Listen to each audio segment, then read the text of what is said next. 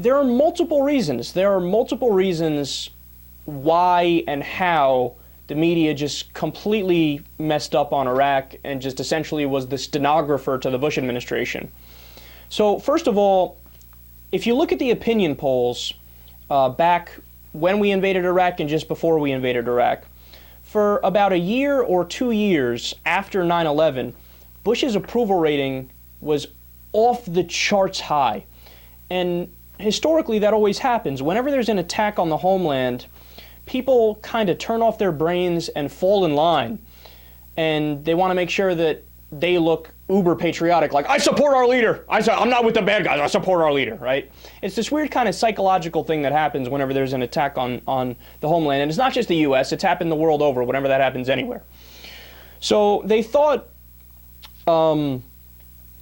what happened is the media largely thought that it would damage their brands to run critical stories of the government at that particular point in time, since the government and the administration was super popular.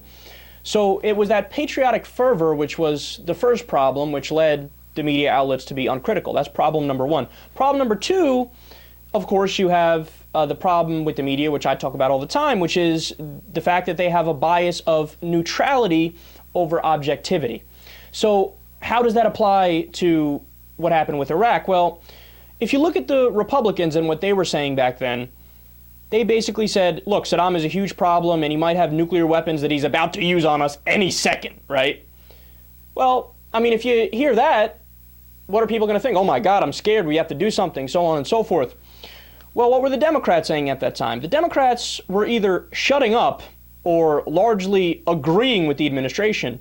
So if you have CNN, who always does the neutrality game, and you report that the Republicans are saying we might need to invade Iraq, and the Democrats are saying we might need to invade Iraq, then you get a one-sided picture.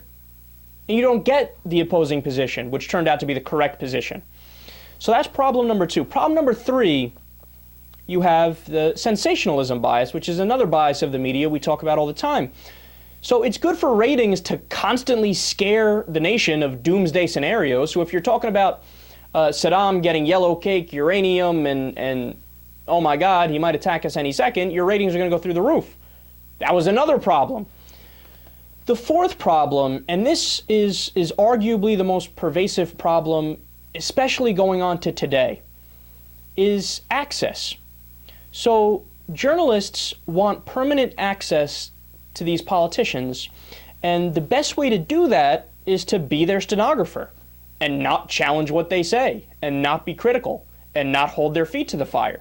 I mean, if you're a politician and one reporter is constantly lambasting you and being a watchdog of everything you say and fact-checking, you know, what you do, right? Well, what are you going to do as the politician? You're going to say, I don't want to work with that guy. I'd rather work with a guy who likes me and sticks up for me and is my stenographer, right? So that's what the media has been doing. They're out accessing each other. They're trying to out-access each other. Like, no, I could suck up more. No, I could suck up more. Well, then who's going to get the exclusive when there's some news to break about a particular politician's life or what career choice they're making or whatever? They're going to go to the people who were easiest on them.